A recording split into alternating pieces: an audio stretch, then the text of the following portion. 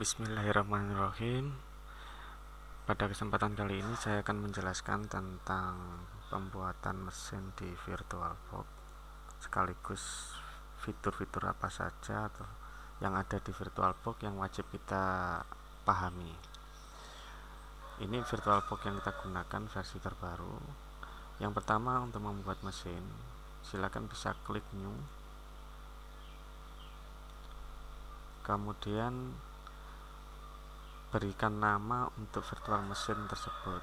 Saya ambil contoh, saya kasih nama Debian. Versi yang kita gunakan untuk saat ini adalah yang 32 bit. Kemudian klik next. Nah, kemudian di sini kita diberikan rekomendasi bahwa memori yang bisa kita gunakan, yang baik untuk kita gunakan adalah 1 GB. Dimana di sini bisa diperhatikan warna merah ini, kemudian warna hijau. Jadi RAM yang bisa kita alokasikan untuk virtual mesin baru ini tidak boleh lebih dari batas warna hijau. Karena RAM yang kita gunakan saat ini 3 GB, ini sebagian sudah digunakan untuk sistem operasi. Nah, yang free yang warna hijau ini yang boleh kita gunakan di VirtualBox. Jika kita salah mengalokasikan memori RAM, jika terlalu kecil, maka kinerja virtual mesinnya akan buruk. Jika terlalu besar, maka secara totalitas termasuk sistem operasi yang kita gunakan bisa jadi nanti akan terjadi hang atau crash. Ingat, jadi tidak boleh lebih dari batas warna hijau. Kemudian klik next. Kemudian di sini kita ada 3 pilihan. Ada do not add a virtual hard disk, artinya kita membuat virtual mesin tanpa menggunakan hard disk, dimana barangkali kalian sudah punya virtual hard disk yang sudah pernah dibuat sebelumnya.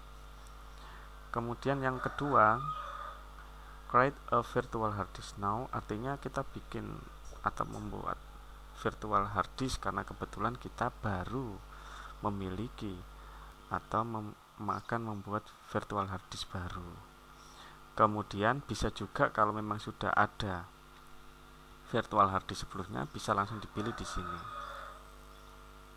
Ini biasanya kalau kita mendapatkan VHD atau virtual hard disk dari teman yang lain, barangkali teman sudah pernah membuat atau melakukan instalasi Linux Debian. Di situ ada file virtual hard disk yang bisa dibagi ke teman yang lain, sehingga dapat langsung dijalankan oleh teman yang lain tanpa harus melakukan instalasi dari awal.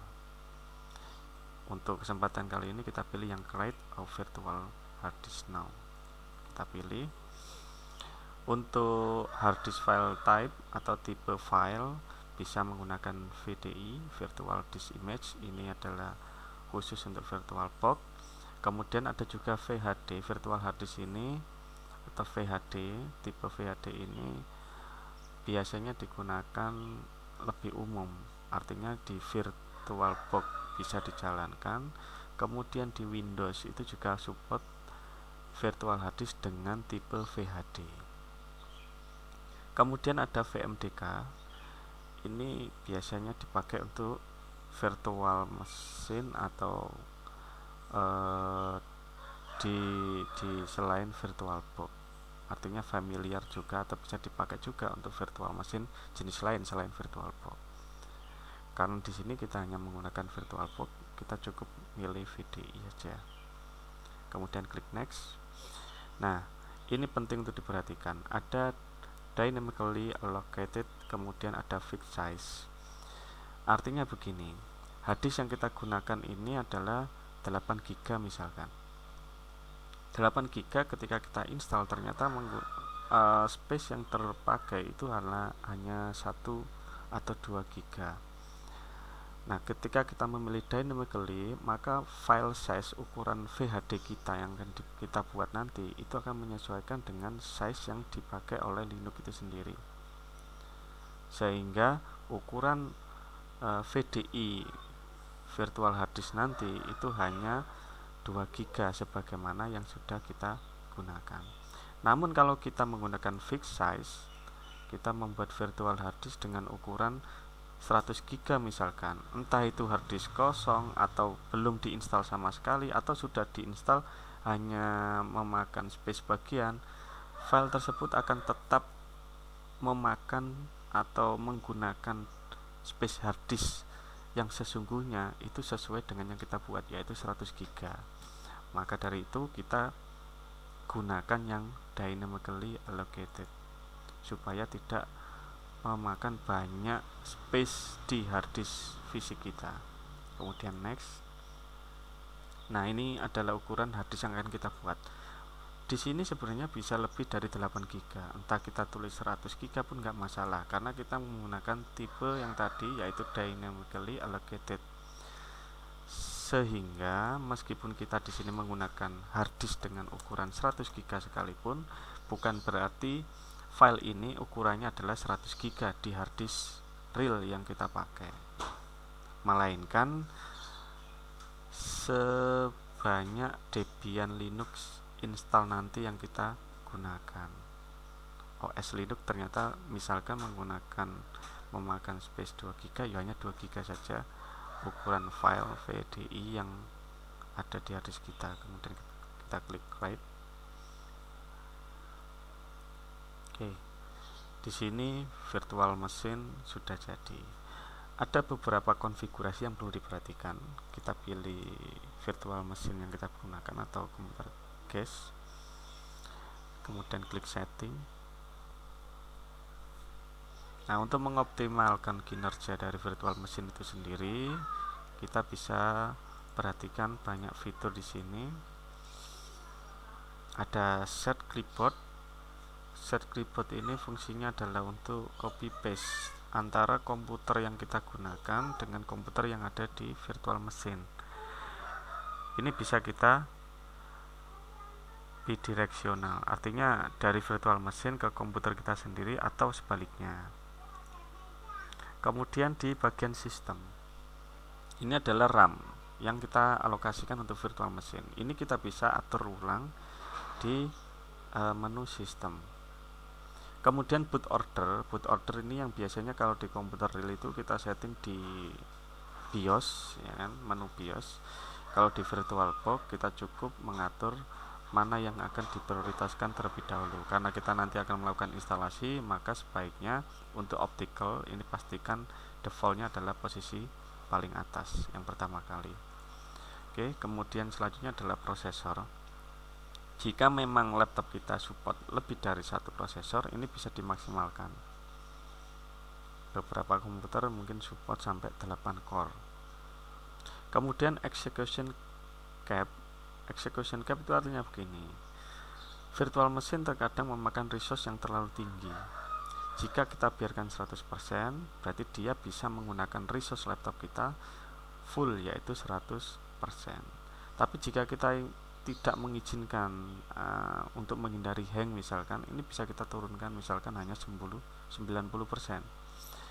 Sehingga ketika mesin virtual ini berjalan dan ternyata memakan banyak resource, maka dia tidak menghabiskan resource kita secara total sampai 100%, melainkan hanya 90%. Oke. Ya, di sini ada peringatan ketika kita menurunkan sistem prosesor, namun itu bisa diabaikan. Untuk masalah display, kemudian storage. Nah, storage ini harddisk yang tadi kita buat, nah seperti ini. Ini kita bisa juga mengganti dengan harddisk yang lain atau membuat harddisk baru di sini. Kemudian ini adalah menggunakan controller IDE. Ini kita bisa isi dengan ISO Debian yang akan kita buat. Untuk audio, network. Nah, network ini yang paling penting, perlu diperhatikan. Adapter maksimal yang bisa kita install di virtual machine itu ada 4. Adapter 1, 2, 3, 4. Secara default hanya ada di adapter 1, di enable sini. Kemudian tipe yang digunakan adalah NAT. Nah, NAT ini artinya virtual machine ini secara gampang dipahami itu adalah virtual machine ini seakan-akan connect dengan perangkat router ini ada di dalam virtual machine. Nah, kemudian router ini nyambung ke internet. Artinya, kalau kita nanti menggunakan koneksi internet baik lewat wifi maupun lewat paket data, tethering dan seterusnya atau hotspot, maka secara nggak langsung ketika konfigurasi ini adalah menggunakan NAT, maka Debian ini juga bisa mengakses internet. Nah, nanti untuk adapter ini untuk sementara kita bisa menggunakan yang lain. Contoh, selain NAT ada bridge adapter.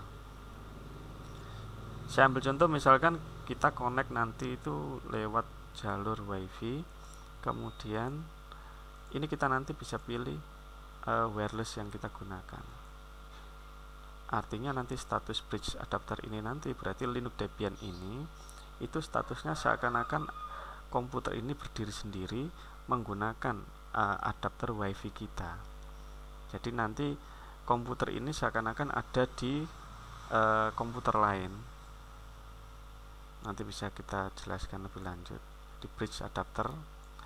Kemudian ada internal network. Internal network ini berlaku jika memang Linux Debian ini ternyata hanya ingin berkomunikasi dengan virtual machine yang lain. Misalkan di sini ada Windows, yang ini Debian. Kemudian kita ingin mensimulasikan hubungan antara Debian dengan Windows. Maka kita bisa menggunakan adapter tipe internal network. Kita kasih nama di sini misalkan internet. Nah, nanti di Windows juga kita menggunakan adapter yang sama internal network dengan nama yang sama yaitu internet. Artinya Debian dan Windows itu berarti seakan-akan terkoneksi dengan kabel secara fisik. Kalau di jaringan yang sesungguhnya seakan-akan Debian dengan Windows ini ada di dua laptop yang berbeda, di mana di situ ada kabel connect antara Debian atau network itu connect antara Debian dengan Windows. Itu kalau kita menggunakan internal network, dan itu tidak ada kaitannya dengan komputer yang kita gunakan atau komputer host. Kemudian ada host only adapter. Host only adapter ini fungsinya nanti di interface kita itu akan muncul interface baru namanya VirtualBox Host Only Ethernet Adapter. Fungsinya tidak lain adalah supaya Debian ini nanti bisa terkoneksi dengan komputer yang kita pakai atau komputer host melalui adapter Host Only Ethernet Adapter. Jadi fungsinya Host Only Adapter ini adalah agar di virtual machine atau komputer guest bisa terkoneksi dengan komputer host atau komputer yang kita gunakan. Hanya itu saja. Kemudian banyak lagi yang lain yang terpenting adalah yang perlu diperhatikan adalah NAT, bridge dan internal network. Nanti bisa kita jelaskan lebih lanjut di session berikutnya. Kemudian USB, share folder dan seterusnya. Share folder ini biasanya digunakan jika ada folder yang ada di komputer host kita yang ingin diakses ke komputer virtual atau komputer guest. Oke.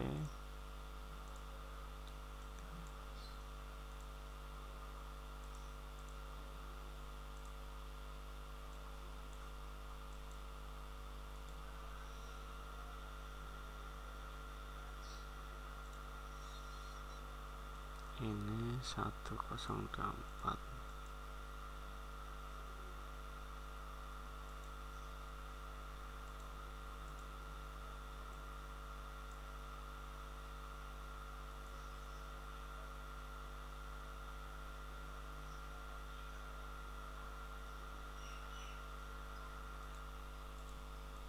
Oke, kemudian kita coba jalankan.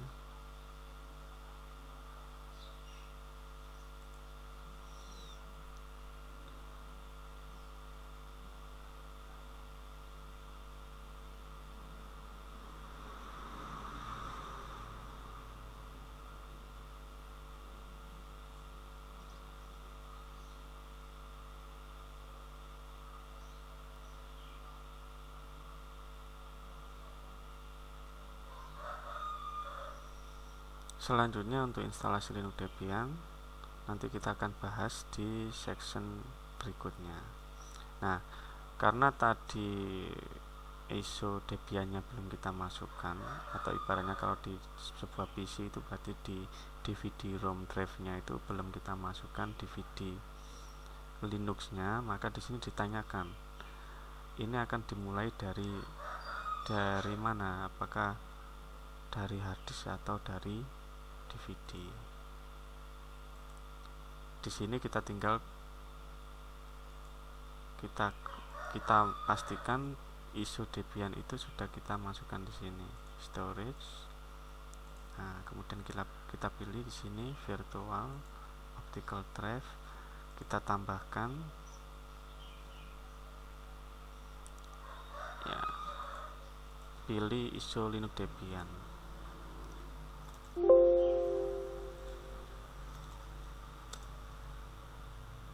Yang kita gunakan nanti adalah versi 10.2.0. DVD 1 yang kita masukkan, kemudian kalau sudah kita pilih choose.